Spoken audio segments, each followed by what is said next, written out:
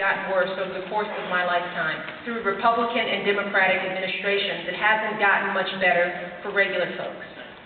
And what Barack understands is that our greatest challenge is not that we're suffering from a deficit of resources because we're a wealthy nation. And it's not that we are suffering from a deficit of policies and plans. I know voters like the plan. What's the details? Tell me about your policy.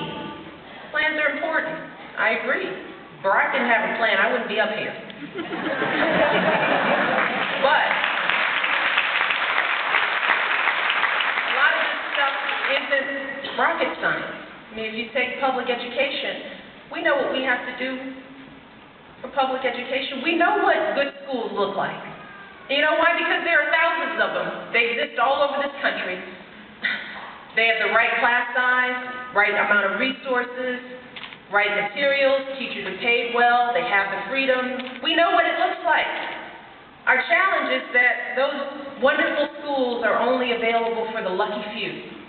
You have to be lucky in the right neighborhood with the right parent who made the right phone call at the right time to get you in one of those good schools. Because as Barack understands is that the challenge that we're facing is that we don't have the will in our nation to make sure that those excellent public schools are available for all kids. Because in the end,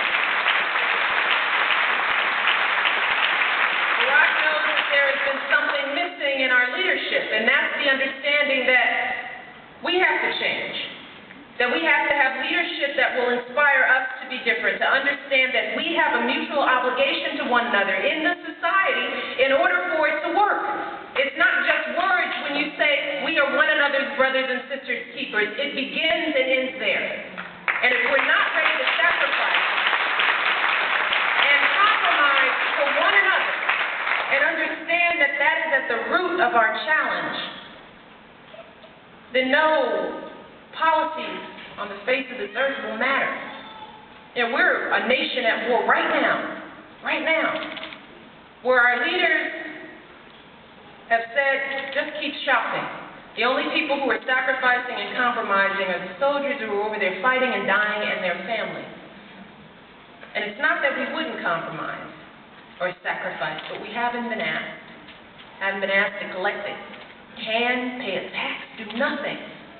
Then we didn't even budget to make sure that when these soldiers come home, they're coming home to jobs and health care and mental health support and that their families are whole.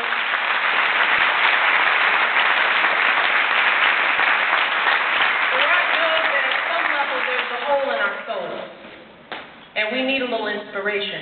That's why I'm here. That's why I'm here, away from my kids, talking passionately, being funny every now and then. Because I know that Barack is different.